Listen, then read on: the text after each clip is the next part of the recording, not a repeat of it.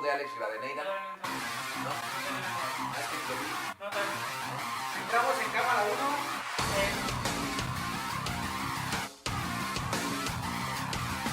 Hola, ¿qué tal? Bienvenidos al show de Alex Rivadeneira y hoy también van a salir debiendo porque hoy nos vamos a cultivar un poco porque tenemos de invitado a un historiador, Alejandro Campos Lamas. Bienvenido. Hola Alex, muy buenas noches, muchas gracias por invitarme.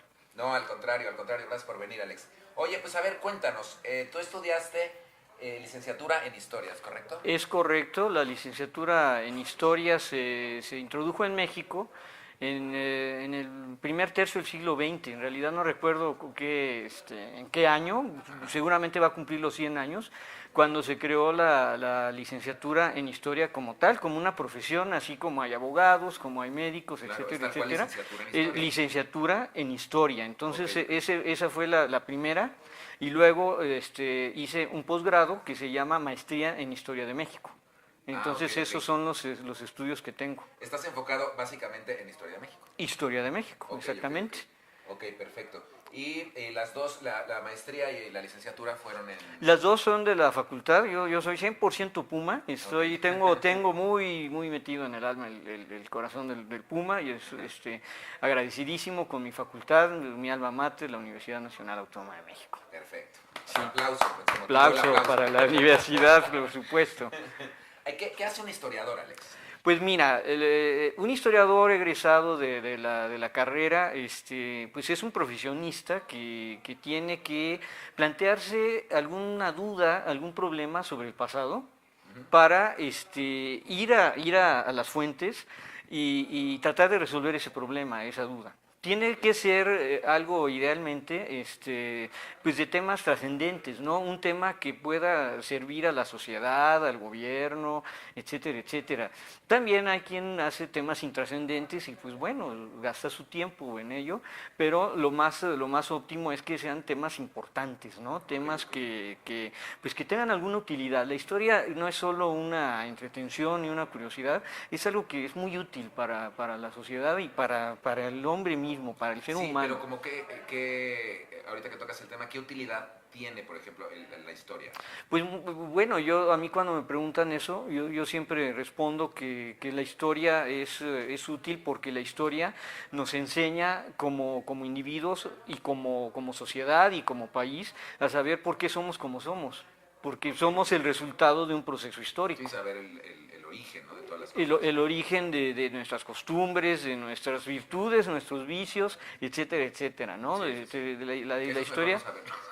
Bueno, pero pues bueno, como en el psicoanálisis, ¿no? Hay que ir al fondo, pues sí, y lo sabes y te puedes curar de algún tipo de trauma social, político, etcétera, ¿no? Claro, sí, para tener las bases y los fundamentos, ¿no? Exactamente, eso sería. Ok. ¿Qué te motiva a estudiar historia? Pues bueno, a mí me motivó un gusto por la historia de toda la vida, desde que era yo niño, mi materia preferida era la de historia. En la primaria, en la secundaria, cuando llegó yo a la preparatoria, ya quienes me dieron la clase de historia eran historiadores, ya eran licenciados en historia, entonces ellos me motivaron más, me enteré que existía la carrera y entonces pues me inscribí en la Facultad de Filosofía y Letras. En la facultad hay nueve carreras, se llama Filosofía y Letras porque pues no le pueden poner los 9 nombres, ¿no? Sí, claro. Filosofía, Letras, Historia, claro. Letras Clásicas, etcétera. Sí, lo engloban, ¿no? Entonces es Filosofía y Letras, pero allí está la carrera de Historia y pues cuando yo llegué a estudiar la carrera, pues yo me sentía como niño en dulcería. Como niño en dulcería porque era lo que me había gustado siempre y entonces la carrera son 4 años, entonces durante los 4 años uno debe llevar una serie de materias obligatorias que son las materias común, pues son una especie de tronco común, que son materias que te forman como historiador, pero también puedes ir llevando otras materias de historia de Asia, historia de Europa, historia de México, historia de Estados Unidos, etcétera. Son en total 52 materias, y entonces uno va eligiendo, y pues yo allí pues era feliz, ¿no? Eligiendo qué materia iba a estudiar, etcétera. Pero tienes que cursar todas, yo supongo. Tienes que cursar 52. En total. Y la oferta que había en la facultad, no sé hoy día, porque ya los planes de estudio han cambiado, pero en esa época eran 52, pero había una oferta de 104 o más materias para que Pero uno tú tenías que cumplir las 52. tenías que cumplir con 52, cubriendo ciertas áreas, pero en las áreas había materias optativas. Eso está Entonces, buenísimo. yo allí, yo con el gusto que llevaba por la historia de México, pues yo llevé una materia que se llamaba, en aquella época el nombre de la materia, 1854-1876. El objetivo de la materia era ver a Maximiliano y Carlota. Es la época en que vienen Maximiliano y Carlota. Ellos llegan 10 años después del 54 y el imperio acaba 9 años antes, es decir, el imperio es de 64 a 67, son 3 años. Pero en esa época no era políticamente correcto decir, voy a dar una materia de segundo imperio. Ok. Te tachaban de conservador, Sí, etcétera, sí. etcétera. Entonces, Por eso le pusieron pone una otro fecha. nombre. Entonces le decían la materia de México de cachito a cachito, ¿no? Del siglo XIX. Pero ahí Ok. fue donde yo me fui enfocando en el gusto por esa época, que es la que he trabajado mayormente. Ok. Y aparte también eres maestro, ¿no? Tu Sí, bueno, especialidad es la historia de México. historia de México, entonces uno como historiador pues tiene diversas opciones de trabajo. Yo cuando terminé la carrera, lo primero que hice fue ser auxiliar de un docente, de un maestro en la Sí. facultad, precisamente de la materia del imperio. Entonces yo allí estuve 2 años, después estuve 1 año en el Archivo de Relaciones Exteriores haciendo trabajo de investigación de un archivo del siglo XIX mexicano, de la Secretaría de Relaciones Exteriores. Muy interesante porque pues, son documentos manuscritos con una letra que nosotros ya no podemos entender tan bien. Si nos vamos a periodos anteriores, en el virreinato es peor, entonces ahí incluso tienes que llevar una materia que se llama paleografía, donde aprendes a leer ese tipo de letra. Exacto, sí. Entonces yo estuve allí y luego ya después fui invitado a trabajar al Instituto Cultural Helénico.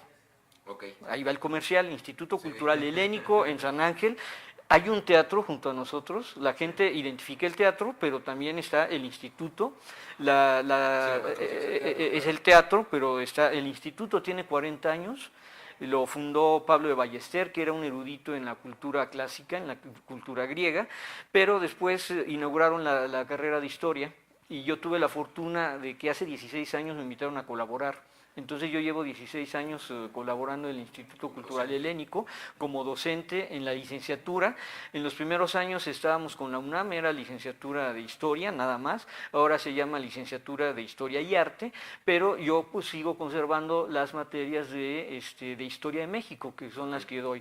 Yo doy 2 tipos de materias de historia, unas se llaman historiografía, que es hacer la historia de los historiadores y de los libros de historia. Tú vas dando una relación mándeme. Con ese trabalengua. Imagínate, bueno, hay unos artículos de un exiliado español que se llama José Gauss, en donde habla de la historiografía, de la historia, de la historiografía historiográfica, una cosa así, que solo leerlo ya es un verdadero trabalengua. Pero bueno, en las historiografías se trata de analizar la historia de los historiadores. Entonces yo tengo la materia de historiografía virreinal y tengo la audacia de en 16 sesiones de un semestre del instituto dar los 300 años de historiografía virreinal. Entonces son historiadores desde que llegan los españoles, el primero que veo es Hernán Cortés. Luego veo una serie de historiadores, la mayoría de ellos son sacerdotes que hablan de cómo se va conformando la Nueva España, y el último que veo es el viajero alemán Alejandro de Humboldt, que vino en 1803, hizo un largo viaje por México e hizo una gran estadística. La otra materia que doy es la historiografía del siglo XIX, que es la que estoy dando en este semestre, y entonces vemos historiadores del siglo XIX, que no eran todavía profesionales, eran abogados, eran periodistas, pero etcétera, que les gustaba ¿cómo se llama? Que les gustaba o sea, el tema de la historia, pero que no podría ser exactamente... Pues eran personas que se dedicaban a la historia porque tenían que justificar algunas cuestiones políticas. Muchos eran los políticos que habían fracasado en algunos de sus proyectos y que tenían que pues escribir un libro de historia para decir por qué habían fracasado, por qué el proyecto federal, el proyecto centralista, el proyecto del imperio, etcétera, pues no habían funcionado. Ok, pero entonces, o sea, no era tal cual carrera, Era por no necesidad. un hobby, no un hobby, exactamente. Había quien sí lo tenía por un hobby. Hay un historiador del siglo XIX llamado don Joaquín García y Casbalceta, que era un coleccionista de documentos del virreinato. Entonces él hizo una biografía del primer arzobispo de México, don Fray Juan de Zumárraga. Luego le dieron a criticar un libro sobre la aparición de la Virgen de Guadalupe. Entonces él dijo, yo voy a hablar de toda la historicidad del proceso guadalupano, de Juan Diego, del 12 de diciembre, etcétera, etcétera. Entonces eso era una carta, pero él allí hace un despliegue de conocimiento brutal sobre el tema de Juan Diego y de la Virgen de Guadalupe, que es un tema espinoso, ¿no? Eso, Sí, a lo bueno. mejor un día me invitas y platicamos de eso, pero quién sabe qué opinen Sí, porque también qué las tan personas que puede vean, ¿no? llegar a estar, ¿no? Pues bueno, históricamente Juan Diego está en una nube, ¿no? Pasó más de un siglo para que se hablara de Juan Diego como un personaje histórico. Ok, ok. Ay, súper interesante. Sí, sí, sí. Oye, y sobre las clases que impartes, ¿qué puedes decirnos sobre el 12 de octubre? Bueno, pues Que acaba de pasar 12 de antier. octubre, pues sí, muy pertinente. Bueno, el 12 de octubre es una fecha que con anterioridad era una conmemoración por la gran hazaña de Cristóbal Colón descubriendo América. En realidad, el 12 de octubre de 1492, Cristóbal Colón llegó a un continente del cual no tenía idea que existía, ni él ni los europeos, no tenían la más mínima idea. El plan de Cristóbal Colón era venir a buscar una ruta atlántica, cruzar el océano Atlántico, para llegar a China y tener una ruta comercial entre Europa y China, sin tener que darle la vuelta a África o pasar por el Medio Oriente, que estaba ocupado por los musulmanes y que se había cerrado. Por eso se buscan rutas alternativas. Entonces Colón, de hecho, es lo que vende. Él vende una empresa, a él se la compran los reyes de España, en específico la reina Isabel de Castilla, le compra la idea de hacer este viaje, le hace una serie de concesiones. Si tú llegas a China y a la India por la ruta atlántica, yo te voy a dar un puesto político, te voy a dar regalías, etcétera, etcétera. Y por eso es que Colón, a pesar de que no llegó a Asia, sino que llegó a este nuevo continente, nunca se dio cuenta. Bueno, con el paso del tiempo, pues caen en la cuenta de que son unas nuevas tierras. España se hace de un gran imperio en lo que hoy se llama Hispanoamérica, desde la mitad de los Estados Unidos, que antes era nuestra, hasta la Patagonia, se habla el castellano, y el 12 de octubre llegó a ser el Día Nacional de España, y un día en que se conmemoraba en nuestros países ¿cómo se llama?, la hispanidad o el llamado Día de la Raza. Últimamente ha habido reivindicaciones por parte de grupos indígenas y por parte de no indígenas que quieren lucrar con los indígenas, que hablan de que la empresa española fue una empresa expoliadora, explotadora, que hubo un genocidio. Hay visos de verdad cuando hablamos de esto, porque pues sí hubo una baja brutal en la población americana, pero no fue una cuestión que motivaran los españoles a propósito. Es decir, lo que mató a los indígenas no fue la explotación de los españoles, sino las enfermedades que llegaron de Europa. Okay, en los barcos venían ratas, las ratas tenían enfermedades que no existían en el continente. Estas enfermedades se propagaron, la más virulenta fue la viruela, de ahí viene el nombre. Sí. Entonces la viruela fue la que acabó con la población. Entonces a mediados del siglo XVI había una población muy, muy escasa. Hay una política de los reyes para proteger a los indios. Hay una política en la cual se prohíbe que se les esclavice, etcétera, etcétera. Sin embargo, hoy día la idea se ha convertido en una idea maniquea. Entonces hay grupos de hispanistas que dicen, nos trajeron la civilización. Nos trajeron la civilización, el idioma, la religión, el derecho, etcétera, etcétera, Sí. porque los que vivían aquí vivían en la barbarie y no tenían civilización, lo cual es falso. Los que están del otro lado dicen, es que fueron unos bárbaros que llegaron a destruir una civilización perfecta. Había una gran civilización en lo que hoy es México, pero no había una unidad, no había un México previo a la conquista y a la llegada de los españoles. Era una serie de países, llamémosle así, los mexicas, los totonacas, lo que quedaba de los mayas en Yucatán, la gente de Oaxaca, etcétera, etcétera, y lo que se viviera una dominación por parte de los mexicas, que explotaban a sus pueblos, a los pueblos vecinos con tributos terribles. Los indigenistas de hoy día hablan de la sociedad indígena precolombina como una sociedad amable en la cual se vivía casi como en un paraíso, en convivencia con la naturaleza, etcétera, etcétera. Pero eso, pues en realidad no es tan cierto, porque O sea, tu perspectiva en ese sentido sería que fuimos beneficiados. no podemos hablar de un beneficio ni de un perjuicio. Nosotros tenemos que hablar de un hecho consumado. Por eso te digo, la visión es maniquea. Hay un maniqueísmo, entonces nos conquistaron, nos sobajaron, etcétera. No, conquistaron a tus ancestros indígenas y los conquistó tu ancestro español. Entonces, una de las cosas que a mí me motivan para las clases, porque aparte de las que ya te mencioné, tengo otros cursos que doy en una área del instituto que se llama Educación Continua. Yo doy un curso de Historia de México los sábados que me aviento desde Mesoamérica, desde los mayas, mexicas, etcétera, hasta el México contemporáneo. Entonces, uno de los objetivos que tengo en ese curso es precisamente desterrar el trauma de la conquista y decir, bueno, la conquista sucedió, hubo unos que vinieron, sometieron a otros, pero el resultado de eso somos nosotros. Debemos asumirlo, debemos curar la herida y ver hacia adelante. Sí, claro. Acabar con el trauma de la conquista. Exacto, pero es lo que dices es súper cierto y fíjate que nunca me había puesto a pensar eso. O sea, son nuestros ancestros indígenas y nuestros ancestros españoles. Ancestros españoles. Mira, yo les digo a los alumnos de las clases sabatinas cuando toco esos temas, étnicamente México es, no sé, un 70-75% indígena, y el resto, la mezcla de España y algunos de los negros que llegaron de África y asiáticos que vinieron cuando se dio por fin el contacto con Asia.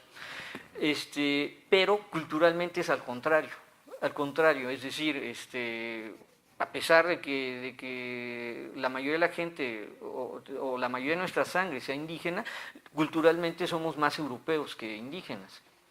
No le rezamos a la Coatlicue, ni a la Coyusalski, ni a Tlaloc, etcétera, etcétera. Bueno, había unos que usaban taparrabos, otros que estaban vestidos según la sociedad. Eran los indígenas precolombinos, eran sociedades avanzadas y había una profunda división de clases, no había igualdad. Es decir, los que eran ricos en tiempos de la conquista y sobrevivieron a la conquista, siguieron siendo ricos.